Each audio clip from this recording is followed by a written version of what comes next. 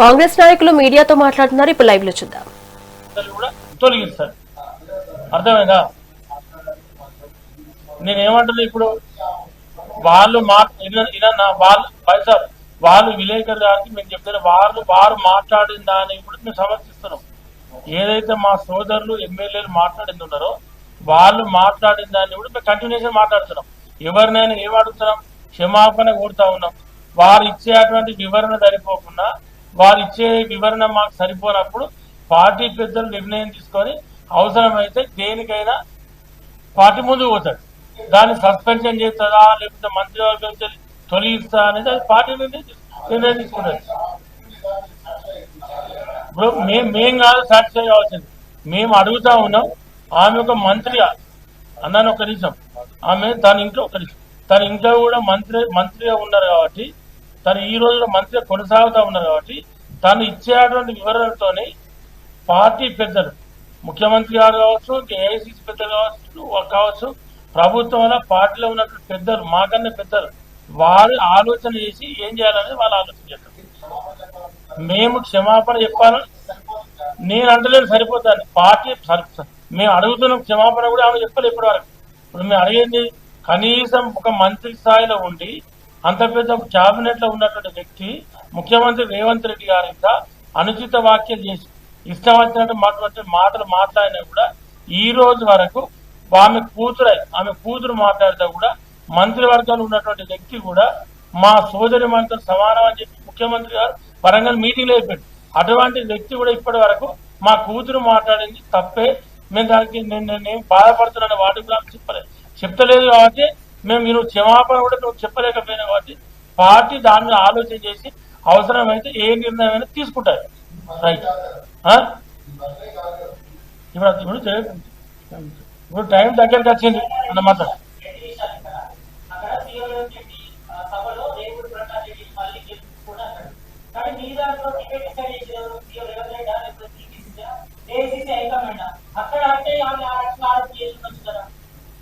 నేను అడిగిందంటే ముఖ్యమంత్రి రేవంత్ రెడ్డి గారు పిసిసి అధ్యక్షుడుగా నాకు కూడా టికెట్ డిక్లేర్ చేసి ఇవాళ ఎమ్మెల్యే కాలేదా?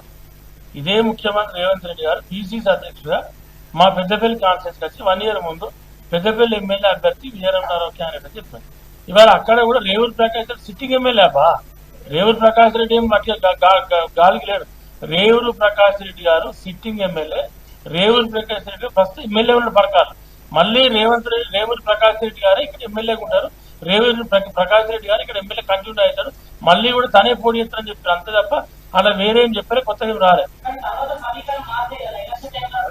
ఇప్పుడున్న పరిస్థితి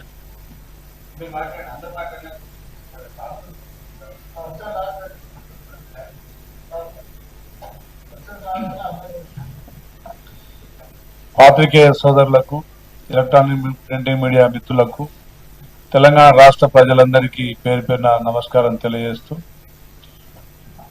తెలంగాణ రాష్ట్రంలో కొట్టాడి తెచ్చుకున్న తెలంగాణ నియంత నిరంకుశ పాలనైంది.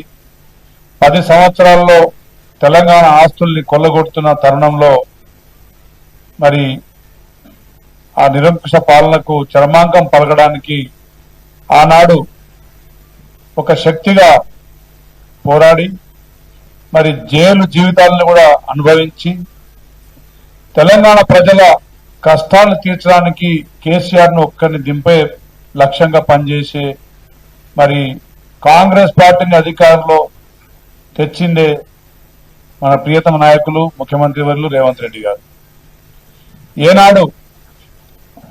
ఏనాడు ఒక్క క్షణం కూడా తిరిక తీసుకోకుండా ఆనాడు ప్రభుత్వంలో కాంగ్రెస్ పార్టీని ప్రభుత్వంలో నిలబెట్టే కృషితో పాటు ముఖ్యమంత్రిగా పగ్గాలు చేపట్టిన తర్వాత 2.5 సంవత్సరాల్లో తెలంగాణ రాష్ట్రాన్ని మరి అతి తక్కువ సమయంలో వారు చేసిన అప్పులకు మరి అసలు వడ్డీ కడుతూనే మరి సంక్షేమ పథకాలు, అభివృద్ధి కార్యక్రమాలు, ఎన్నో సాహసోపేతమైన నిర్ణయాలు తీసుకుంటూ ముందు సాగుతున్న పరిస్థితి తెలంగాణ రాష్ట్ర ప్రజలకు తెలుసు. ఇలాంటి తరుణంలో కాంగ్రెస్ ప్రభుత్వాన్ని విచ్ఛిన్నం చేయాలనో, రేవంత్ రెడ్డి గారి పాలనకు మరి అడ్డంకులు కల్పించాలనో ప్రతిపక్షాలు అహర్నిశలు శ్రమిస్తా ఉన్న పరిస్థితి కూడా చూస్తా ఉన్నాం.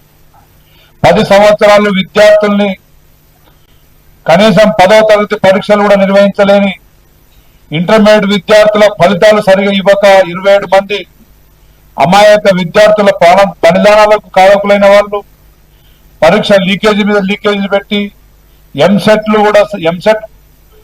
మన పరీక్షను కూడా నిర్వహించలేని అసమర్థులు మరి ఈనాడు రేవంత్ రెడ్డి గారి ప్రభుత్వం మీద, ప్రజాప్రభుత్వం మీద విరుచుపడతా ఉన్న పరిస్థితి చూస్తా ఉన్నాం. ఇలాంటి తరుణంలో జిల్లాకు ఒక సీనియర్ నాయకులుగా ఉన్న మరి కాంగ్రెస్ పార్టీ నాయకులు ముఖ్యమంత్రి గారిని ఎవరైతే ప్రతిపక్షాలు ప్రతిపక్షమైన కేసీఆర్ కుటుంబ సభ్యులు టార్గెట్ గా పెట్టుకొని విమర్శిస్తున్న తరుణంలో మరి విత్ ఇన్ ది పార్టీ సొంత పార్టీ నాయకులు కూడా అక్కడక్కడ విమర్శలు చేయడం, ముఖ్యంగా కొండా సురేఖ గారి కూతురు సుస్మిత గారు సంస్కారహీనంగా మాట్లాడడం, ఇది సభ్య సమాజం, తెలంగాణ సమాజం మొత్తం మరి అసహించుకుంటున్న పరిస్థితి చూస్తా ఉన్నాం. రేవంత్ రెడ్డి గారు పరకాల బహిరంగ సభలో ఒక ముఖ్యమంత్రిగా ప్రభుత్వం చేపట్టిన అభివృద్ధి కార్యక్రమాల గురించి వివరించారు. అదేవిధంగా స్థానికంగా రేవు ప్రకాష్ రెడ్డి గారు 30 సంవత్సరాల సుదీర్ఘ అనుభవం ఉన్న ఒక నాయకుడిగా తను చేస్తున్న కృషి గురించి వివరించారు.